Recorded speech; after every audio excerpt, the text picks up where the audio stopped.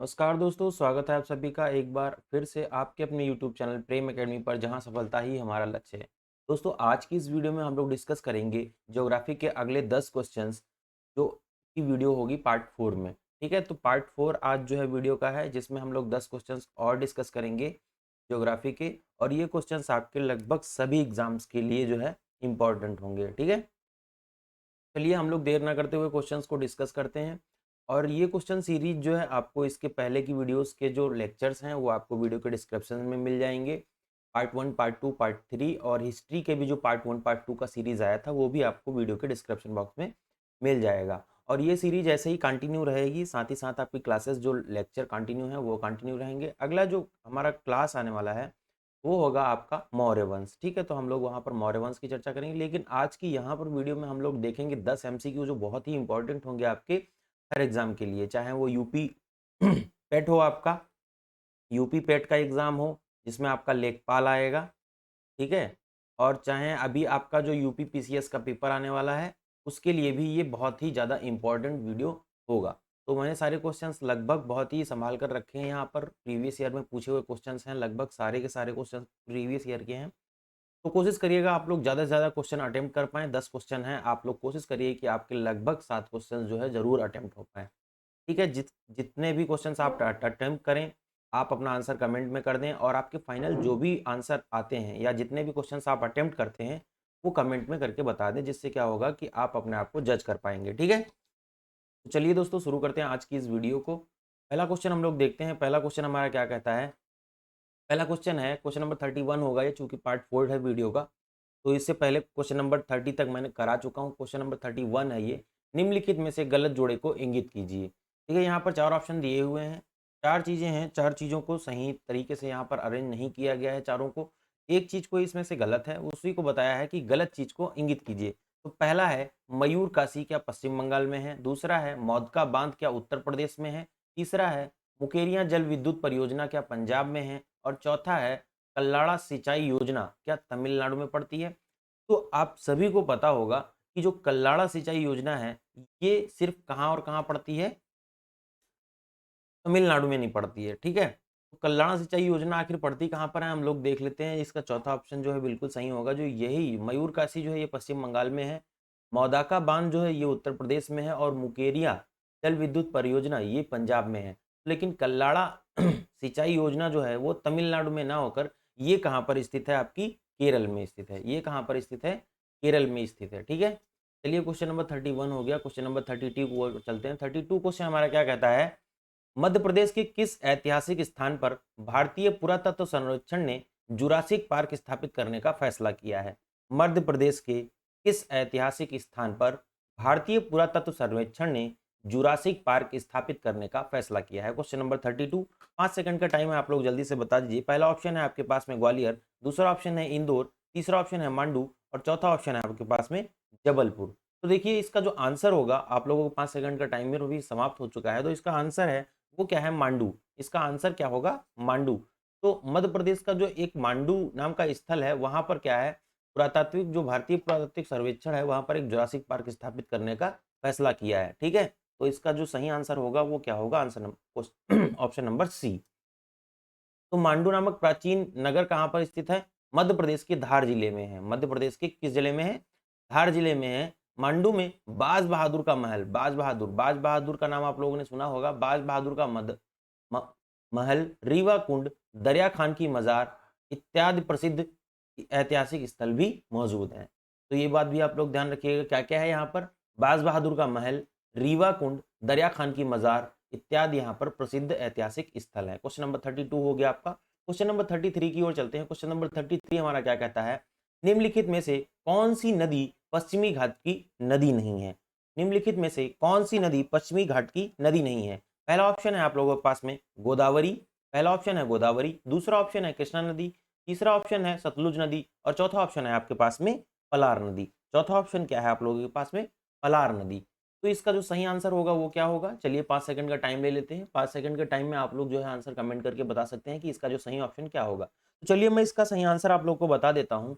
पलार नदी जो है वो पश्चिमी घाट की नदी नहीं है। आप सभी को पता है गोदावरी, कृष्णा, सतलुज ये सभी जो है पश्चिमी घाट की नदियां हैं, और कल मैंने बताया था जो पश्चिमी घाट है ये किन किन राज्यों में है, ठीक है। पश्चिमी घाट में पहाड़ियाँ जो है किन किन राज्यों में है, तो पलार नदी जो है आपके पश्चिमी घाट की नदी नहीं है। पलार नदी कर्नाटक में नदी नंदी पहाड़ी से निकलती है, ठीक है। इसकी कुल लंबाई 348 किलोमीटर है। तत्पश्चात तमिलनाडु से होकर यह नदी बंगाल की खाड़ी में समाहित हो जाती है, ठीक है। तो ये किस किस पहाड़ी से निकलती है, ये निकलती है आपकी नंदी पहाड़ी से, ठीक है। तो इसकी कुल लंबाई भी आप लोग ध्यान रखेंगे 348 किलोमीटर है, और ये तमिलनाडु से होकर कहाँ गिर जाती है, नदी बंगाल की खाड़ी में समाहित हो जाती है, ठीक है। क्वेश्चन नंबर 33 हो गया। क्वेश्चन नंबर 34 की ओर चलते हैं। क्वेश्चन नंबर 34 हमारा क्या कहता है, क्वेश्चन नंबर 34 है हमारा, निम्नलिखित में से कौन सी नदी राजस्थान से उत्पन्न होकर गुजरात में विलुप्त हो जाती है। कौन सी नदी राजस्थान से उत्पन्न होकर गुजरात में विलुप्त हो जाती है। क्वेश्चन नंबर 34 है आपका। यहां पर मैंने कल आपको बताया था कि नर्मदा, तापी, बनास, ये तीनों नदियां क्या हैं, राजस्थान में लुप्त, गुजरात में लुप्त नहीं होती हैं, लेकिन आपकी एक नदी है, ठीक है, लूनी, लूनी नदी जो है आपकी, ये कहां पर समाप्त हो जाती है, गुजरात में विलुप्त हो जाती है। तो इसका ऑप्शन नंबर ए सही होगा, ठीक है, 34 का। चलिए देख लेते हैं इसका डिस्क्रिप्शन क्या है। लूनी नदी पश्चिम बंगाल, पश्चिमी राजस्थान से निकलती है, ठीक है, ये पश्चिमी राजस्थान से निकलती है। और दूसरी बात क्या है, यह अरावली श्रृंखला में अजमेर के निकट पुष्कर से मिलती है। कहां पर मिलती है, पुष्कर से मिलती है। 530 किलोमीटर तक बहने के बाद यह नदी गुजरात के कच्छ के रण में अपनी नदी विलुप्त हो जाती है, ठीक है, कच्छ के रण में विलुप्त हो जाती है। क्वेश्चन नंबर 34 हो गया हम लोग का। क्वेश्चन नंबर 35 की ओर चलते हैं। क्वेश्चन नंबर 35 क्या कहता है, पूर्वी तथा पश्चिमी घाट इस स्थान पर मिलते हैं। देखिए कल भी ये क्वेश्चन था, ये क्वेश्चन रिपीट क्वेश्चन है। कल की भी वीडियो में ये क्वेश्चन मैंने डिस्कस किया था, कल की भी वीडियो में हम लोगों ने ये क्वेश्चन को डिस्कस किया था। तो मैंने आपको बताया था कि जो इलायची की पहाड़ियाँ हैं ये भी आपके पश्चिमी घाट में, अल्लामलाई, ठीक है, सह्याद्री, नीलगिरी। तो आप चलिए 5 सेकंड का टाइम ले लीजिए, चूंकि मैं क्वेश्चन ये डिस्कस कर चुका हूँ पहले, तो आप लोग जल्दी से इसका आंसर कर दीजिए कमेंट में। तो अगर आप लोग को आंसर आता है तो ठीक है, नहीं तो मैं ये आंसर इसका जो होगा, वो जो नीलगिरी की पहाड़ियाँ हैं वो पूर्वी तथा पश्चिमी घाट इसी स्थान, जो पूर्वी और पश्चिमी घाट है वो कहाँ पर मिलता है, नीलगिरी की पहाड़ियों पर, ठीक है। तो इसका ऑप्शन नंबर सी सही होगा। नीलगिरी पहाड़ियाँ तमिलनाडु, केरल, कर्नाटक, मैंने बताया था 3 स्टेट्स के बारे में, 3 स्टेट्स में, ठीक है, ये नीलगिरी पहाड़ियाँ फैली हुई हैं, ठीक है। समुद्र तल से इसकी ऊंचाई 2637 किलोमीटर है, ठीक है। तो ये बात भी आप लोग ध्यान रखेंगे। चलिए देखते हैं क्वेश्चन नंबर 36। क्वेश्चन नंबर 36 क्या कहता है, दरियाए नूर निम्नलिखित में से किसका नाम है। दरियाए नूर, नूर का मतलब होता है मतलब हीरा, ठीक है। तो दरियाए नूर का मतलब क्या है कि दरियाओं में जो नूर है, जो सबसे अच्छी है, वो किसको जाना जाता है, किसका नाम है। इराक की एक नदी है, सहारा रेगिस्तान के बीच जो हरित भूमि है उसको दरियाए नूर जाना जाता है। भारत के गोलकोंडा खदान से उत्पन्न हुआ हीरा, इराक की एक झील। Question number 36, question number 36। तो आप लोगों को मैंने बताया कि दरियाए नूर का मतलब होता है हीरा, दरियाए नूर, नूर का मतलब होता है हीरा, ठीक है। तो इसका ऑप्शन क्या सही होंगे, पहला ऑप्शन क्या है, इराक की एक नदी, दूसरा ऑप्शन है सहारा रेगिस्तान के बीच की हरित भूमि, तीसरा ऑप्शन है भारत के गोलकोंडा खदान से उत्पन्न हुआ हीरा। यहाँ पर आपको एक जानकारी और मिल गई, भारत में जो गोलकोंडा नाम का स्थान है वहां से हीरा प्राप्त होता है, ठीक है। जरूरी नहीं है कि हर ऑप्शन सही हो, बट ये जो है ऑप्शन जो है यहाँ पर एक इंफॉर्मेशन है, ये मैंने आपको बता दी, ठीक है। तो ये चीज हो गई। चलिए 5 सेकंड का टाइम ले लेते हैं, आप लोग जल्दी से इसका आंसर बता दीजिए, जल्दी से इसका आंसर क्या होगा। तो चलिए इसका आंसर मैं बता देता हूं आपको, इसका आंसर होगा आपका सी, यानी कि भारत की जो गोलकंडा की खदानें हैं इन्हीं को दरियाए नूर के नाम से जाना जाता है, ठीक है। दरियाए नूर विजयनगर से प्राप्त हुआ था। क्या दरियाए नूर हीरा जो है वो क्या है, विजयनगर से प्राप्त हुआ था। यह सबसे पहले काकतीय राजवंश के नियंत्रण में रहा। काकतीय एक राजवंश था, इसके बारे में हम लोग हिस्ट्री में पढ़ेंगे। 182 कैरेट का यह हीरा वर्तमान में सेंट्रल बैंक ऑफ ईरान के पास में है। कहां पर है, सेंट्रल बैंक ऑफ ईरान के पास में है। दरियाए नूर नाम का जो हीरा है, एक तो आपका कोहिनूर है जो लंदन के म्यूजियम में है, ठीक है, कोहिनूर है, और एक आपका है कौन सा, दरियाए नूर, दरियाए नूर, ये कहां पर है आपका, ईरान में, ये कहां पर है आपका, ईरान में, ठीक है। तो ये वाली इंफॉर्मेशन आप लोग याद रखेंगे। क्वेश्चन नंबर 36 हो गया। क्वेश्चन नंबर 37 की ओर चलते हैं। क्वेश्चन नंबर 37 हमारा क्या कहता है, भारत में सर्वाधिक हीरे की खदानें किस क्षेत्र में स्थित हैं। भारत में सर्वाधिक हीरे की खदानें किस क्षेत्र में स्थित हैं। पहला ऑप्शन है आपका पास बिहार और उत्तर प्रदेश, दूसरा है उत्तर प्रदेश और झारखंड, तीसरा ऑप्शन है मध्य प्रदेश और आंध्र प्रदेश, और चौथा ऑप्शन है डी, चौथा ऑप्शन है डी आपका कौन सा, उत्तर प्रदेश और महाराष्ट्र, उत्तर प्रदेश और महाराष्ट्र। तो आप सभी को पता है कि बिहार और उत्तर प्रदेश में कोई भी हीरे की खान नहीं है, ठीक है, कोई भी हीरे की खान नहीं है। 5 सेकंड का टाइम लीजिए, चलिए अपना आंसर आप लोग बता दीजिए यहाँ पर, ठीक है। तो इसका जो राइट आंसर होगा वो होगा आपका ऑप्शन नंबर सी, मध्य प्रदेश और आंध्र प्रदेश में ही सर्वाधिक हीरे की खदानें हैं, ठीक है। अगर इन ऑप्शंस को लेकर देखें, 1726 ईस्वी तक भारत विश्व का एकमात्र हीरा उत्पादक देश था। 1726 ईस्वी तक भारत में प्रतिवर्ष लगभग 40,000 कैरेट के हीरे उत्पादित किए जाते हैं। कितने हजार कैरेट के? 40,000 कैरेट के हीरे उत्पादित किए जाते हैं। तो ये इन्फॉर्मेशन भी आप लोग याद रखेंगे। क्वेश्चन नंबर 37 हो गया। क्वेश्चन नंबर 38 देखते हैं हमारा क्या है। क्वेश्चन नंबर 38 है, भारत का पहला बहुउद्देशीय नदी घाटी प्रोजेक्ट कब लॉन्च किया गया था? बहुत ही इंपॉर्टेंट क्वेश्चन है आप लोगों के लिए, सबसे इंपॉर्टेंट क्वेश्चन हो सकता है आज की वीडियो का। ये क्वेश्चन आपके एग्जाम में पूछा भी जा सकता है और कई बार ये एग्जाम पूछा भी गया है। भारत का पहला बहुउद्देशीय नदी घाटी प्रोजेक्ट कब लॉन्च किया गया था? पहला ऑप्शन है आपके पास में 1948, दूसरा ऑप्शन है 1959 51, तीसरा ऑप्शन है 1953 और चौथा ऑप्शन है आपका 1956। चौथा ऑप्शन है क्या आपका? 1956। तो चलिए 5 सेकंड का टाइम ले लेते हैं। 5 सेकंड में आप लोग अपना आंसर बता सकते हैं, कौन सा आंसर आपका सही होगा इसमें से। जल्दी से आप लोग आंसर को कमेंट कर दीजिए और वीडियो को लाइक जरूर कर दीजिएगा, वीडियो को शेयर भी कर दीजिएगा। और पहली बार चैनल पर वीडियो देख रहे हैं तो चैनल को सब्सक्राइब कर लीजिएगा, क्योंकि ऐसी बहुत सारी वीडियोस आपको इस चैनल पर देखने को मिलेंगी। तो क्वेश्चन नंबर जो 38 है, इसका जो आंसर होगा वो 1948 होगा। क्या होगा? 1948 होगा। तो पहला जो बहुउद्देशीय नदी घाटी प्रोजेक्ट था ये 1948 को लॉन्च किया गया था, ठीक है, 1948 को लॉन्च किया गया था। और ये दामोदर घाटी परियोजना स्वतंत्र भारत का पहला बहुउद्देशीय नदी घाटी प्रोजेक्ट था। कौन सा?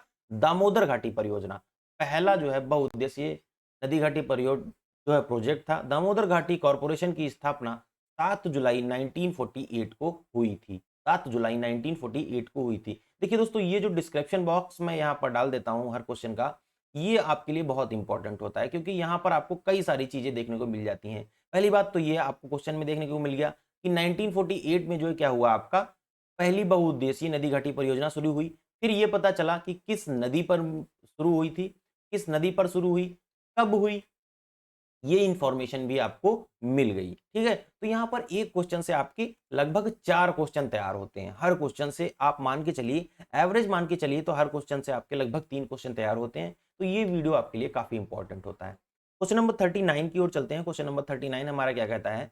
भारत का एकमात्र सक्रिय ज्वालामुखी निम्नलिखित में से किस स्थान पर है? भारत का एकमात्र सक्रिय ज्वालामुखी भारत का एकमात्र सक्रिय ज्वालामुखी निम्नलिखित में से किस स्थान पर है? क्वेश्चन को लगभग 2-3 बार पढ़ना चाहिए आप लोग को, जिससे आपको क्वेश्चन क्लियर हो सके। चलिए बता दीजिए, पहला ऑप्शन क्या है इसका? कार निकोबार, दूसरा है बेरन द्वीप, तीसरा है मायाबंदर और चौथा है लक्षद्वीप, ठीक है। तो अगर हम लोग मिनिमाइजेशन मेथड से करें तो मायाबंदर, तो इसको तो बिल्कुल नहीं हो सकता, लक्षद्वीप भी बिल्कुल नहीं हो सकता। चलिए आप लोग का 5 सेकंड का टाइम मैं स्टार्ट कर देता हूँ यहाँ पर, वरना बोलेंगे सर टाइम तो स्टार्ट करते नहीं है, पहले आंसर बता देते हैं, हम लोग को तो टाइम देते नहीं। चलिए आपका टाइम समाप्त हुआ, अब बता दीजिए आपका आंसर क्या होगा। तो इसका जो राइट आंसर होगा, देखो कार निकोबार में ऐसा कोई ज्वालामुखी नहीं है जो सक्रिय ज्वालामुखी हो, ठीक है। तो आपका एकमात्र ऑप्शन बचता है बी, जो बेरन द्वीप है, जो आपका कौन सा है? बैरन द्वीप है, बैरन द्वीप है, ठीक है। तो यहां पर क्या एक सक्रिय ज्वालामुखी है, ठीक है, यहां पर आपका कौन सा एक सक्रिय ज्वालामुखी है और अंडमान निकोबार द्वीप समूह में है। और ये अंडमान निकोबार द्वीप समूह में एक बैरन द्वीप है, ठीक है। यह दक्षिण एशिया का एकमात्र चिन्हित ज्वालामुखी है, ठीक है।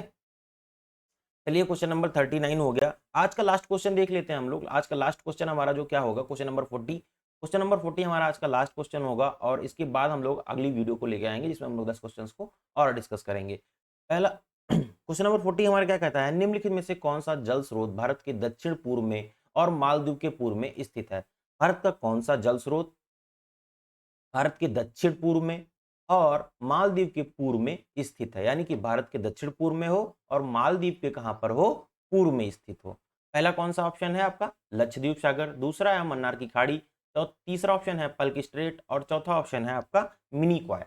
तो आप लोग का आंसर क्या होगा? चलिए 5 सेकंड का टाइम है, आप लोग जल्दी से इसका आंसर बता दीजिए। काफी इंपॉर्टेंट क्वेश्चन है, काफी इंपॉर्टेंट क्वेश्चन है। आप लोगों ने बहुत सारी वीडियोस देखी होंगी, बहुत सारे क्वेश्चन ऐसे आते होंगे जिनमें से आपको क्वेश्चन बहुत सारे आते होंगे, बट इन क्वेश्चंस को करने में आपको थोड़ी सी टफनेस हो रही होगी, क्योंकि ये क्वेश्चंस सारे जो है प्रीवियस ईयर एग्जाम्स में पूछे हुए क्वेश्चंस हैं, ठीक है। तो इसका जो ऑप्शन होगा वो क्या होगा? वो पहला ऑप्शन होगा आपका लक्षद्वीप सागर। लक्षद्वीप सागर जो है वो भारत के दक्षिण पूर्व में स्थित है और मालदीव के पूर्व में स्थित है, ठीक है, मालदीव के पूर्व में स्थित है। और इसका कुल क्षेत्रफल कितना है? 7,86,000 वर्ग किलोमीटर, ठीक है, 7,86,000 वर्ग किलोमीटर। तो दोस्तों आज की वीडियो को हम लोग यहीं पर समाप्त करेंगे। मिलेंगे अगली वीडियो में जहां पर हम लोग डिस्कस करेंगे। इस बार मैं कोशिश करूंगा कि 20 क्वेश्चंस लेकर आ सकूं आपको एक सिंगल वीडियो में। ठीक है, तो जैसे जैसे जो है टाइम गुजरता जाएगा हम लोग ज़्यादा से ज़्यादा क्वेश्चन डिस्कस करने की कोशिश करेंगे, क्योंकि एग्जाम भी नज़दीक आ रहे हैं। तो आप लोग ऐसी वीडियोस को देखते रहिए, क्योंकि आपके इससे कई सारे क्वेश्चन तैयार होंगे। एक क्वेश्चन से आप मानकर चलिए लगभग जो है आपके 2-3 क्वेश्चन तैयार हो जाते हैं इस टाइप की वीडियो में। तो दोस्तों बने रहिए प्रेम एकेडमी पर, जहां सफलता ही हमारा लक्ष्य है। मिलेंगे अगली वीडियो में, तब तक के लिए धन्यवाद। जय हिंद।